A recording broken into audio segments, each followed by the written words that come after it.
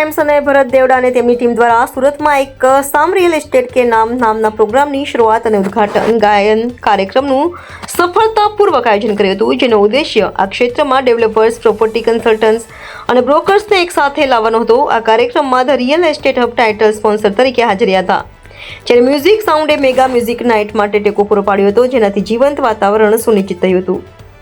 આ કાર્યક્રમમાં real estate ઉદ્યોગના 25 સૌભાગીઓની પ્રતિભા દર્શાવવામાં આવી હતી, જેમણે બોલિવૂડના હિન્દી ફિલ્મના ગીતો ગાઈ રજૂ કર્યા હતા.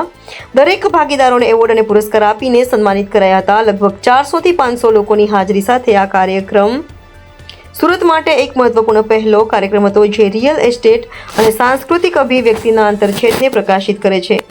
પ્રતિભાની ઉજવણી ઉપરાંત આ કાર્યક્રમને સ્થાનિક રિયલ એસ્ટેટ સમુદાયના વ્યાવસાયિક સંબંધોને પ્રોત્સાહન અને મજબૂત બનાવવા મહત્વપૂર્ણ ભૂમિકા ભજવી હતી.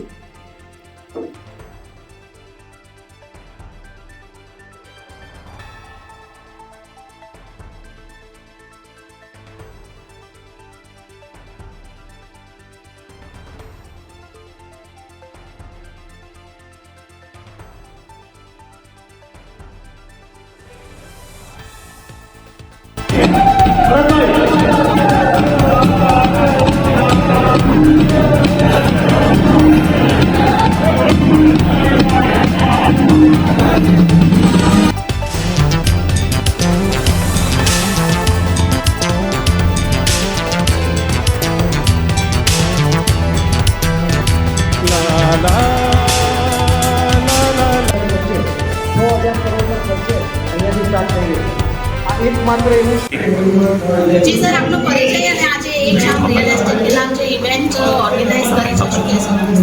મારું નામ છે સીએ મયુર મહેતા, હું ક્વોલિફાઈડ ચાર્ટર્ડ એકાઉન્ટન્ટ છું અને રિયલ એસ્ટેટ હબનો ફાઉન્ડર છું. મોર દેન 20 વર્ષથી અમારી કંપની રિયલ એસ્ટેટ બિઝનેસથી જોડાયેલી છે અને ઇન્ડિયાની અંદર 18 સિટીઝની અંદર અમારી પ્રેઝન્સ છે, જ્યાં અમે પ્રોપર્ટીઝનું કારોબાર કરીએ છીએ. એક શામ રિયલ એસ્ટેટ કે નામ આ પહેલી વાર મેં જોયું છે.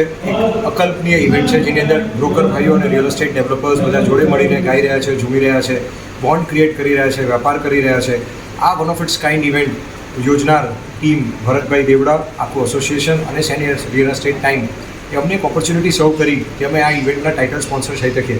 એ બદલ અમે ભરતભાઈ દેવડા, સેનિયર એસ્ટેટ ટાઈમ અને આખા બ્રોકર એસોસિએશનને ખૂબ ખૂબ અભિનંદન આપીએ છીએ. આ one of its kind event જોઈને અમને ખૂબ મજા આવી રહી છે, જ્યાં અમે બ્રોકર ભાઈઓ જોડે હળી મળી રહ્યા છીએ, અમારી આખી ટીમ મળી રહી છે, વેપાર કરી રહ્યા છે અને જોડે જોડે ગાઈ અને ઝૂમી રહ્યા છે. બિઝનેસ ડેવલપ માટે તમે શું મેસેજ આપશો? બિઝનેસ ડેવલપમેન્ટ માટે આનાથી સારું કંઈ જ ના હોઈ શકે કે તમે જેમની જોડે વેપાર કરી રહ્યા છો, એમની જોડે બોન્ડ ક્રિએટ કરી રહ્યા છો. બિકોઝ વ્યવસાયનું સૌથી મોટું કામ છે, એમાં અમારી કંપનીની ટેગલાઇન છે, we build relationship, we don't build properties. Property તો એની જાતે જ બનતી જતી હોય છે. તો અમે બધાની જોડે વેપાર બનાવતા હોઈએ છીએ અને વ્યવહાર બનાવતા હોઈએ છીએ. તો વ્યવહાર બનાવવાની આનાથી સુવર્ણ તક કંઈ ના હોઈ શકે. અહીંયા જે વ્યવસાય અને અમારું મનોરંજન બંને જોડાઈ ગયું છે, એના લીધે જે બ્રોકર ભાઈઓ જોડે બોન્ડિંગ થઈ રહ્યું છે, બ્રોકર ભાઈઓનું ડેવલપર્સ જોડે બોન્ડિંગ થઈ રહ્યું છે, એટલે અમે ખૂબ સરસ મજાનો વ્યવસાય કરી રહ્યા છે અને આ રીતની ઇવેન્ટ હંમેશા થતી રહે એવી શુભકામનાઓ અમે આપીએ છીએ. આપનો પરિચય અને આજની ઇવેન્ટ વિશે. મારું નામ ભરત દેવડા છે અને સેમ ઇવેન્ટ અમારી ગ્રેટ કંપની છે. એના દ્વારા આજે સુધી ઘણી બધી ઇવેન્ટો અમે જોઈ ચૂક્યા છે, પણ એક મનોરંજન અને એન્જોયવાળી ઇવેન્ટ જો કહેવાય તો આ સિંગિંગની છે, જેની અંદર ઘણા બ્રોકરો ડેવલપરો કહેતા હતા કે ભરતભાઈ કોઈ મંચ આપો રિયલ એસ્ટેટના મંચ પર અમે ગાઈ શકીએ, ઝૂમી શકીએ, ટૂકી શકીએ, એકબીજાને મળી શકીએ, બિઝનેસ કરી શકીએ. ત્યાં એક સિંગિંગ મયુરભાઈના આશીર્વાદથી, ઘણા બધા બ્રોકરોના આશીર્વાદથી આ ઇવેન્ટને અમે આગળ વધારી રહી છે અને સફળ દેખાઈ રહી છે, સફળ જવા થઈ રહેલી છે. અને ઘણા બધા બ્રોકરોના સહયોગથી એવું લાગે છે કે દર મહિને ઇવેન્ટ કરવાની બધા વાત કરે છે કે બહુ મજા આવી. આ વાત બીજું કોઈ કર્યું નથી, ઇન્ડિયામાં નથી કર્યું કોઈ. એક સામ રિયલ એસ્ટેટ કે નામ એ વર્ડ જ લગભગ કોઈ યુઝ નથી કર્યો, જે મયુરભાઈ મારી કંપની દ્વારા યુઝ કરવામાં આવ્યો છે. એ વર્ડને મારા ખ્યાલથી લાખો લોકોથી પહોંચશે. એક સામ રિયલ એસ્ટેટ. કેટલા જણા આજે ભાગ લીધો છે આની અંદર? લગભગ 25 સિંગરો છે, જેની અંદર 10 ડેવલપરો છે, 10 બ્રોકરો છે, બધા ભેગા મળીને સહયોગથી આ ઇવેન્ટ. લાઇનના અભાવે ઓછા શું મેસેજ આપશો લોકોને?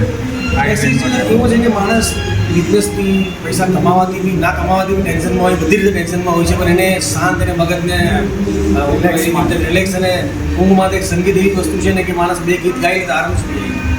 અને ગીત સાંભળતા સાંભળતા બી સુઈ જાય છે, બીજાના ગીત સાંભળતા જાતે ગાઈને તો એને કેવો આનંદ આવતો છે. આનંદની મજા જ અલગ છે. આ પ્રકારની ઇવેન્ટ્સથી ડેવલપર્સને, બ્રોકર્સને બેનિફિટ્સ.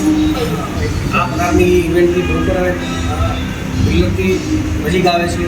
જે ઓફિસમાં જતા હોય તો એટલી ખોલી વાત નહીં કરી શકતા, ટાઈમ નહીં આપી શકતા હોય, પણ આ ઇવેન્ટની અંદર નીકળી બેસે છે વર્કરનું બેસે છે અને એકબીજાને ખુલીને વાત કરે છે સંબંધ.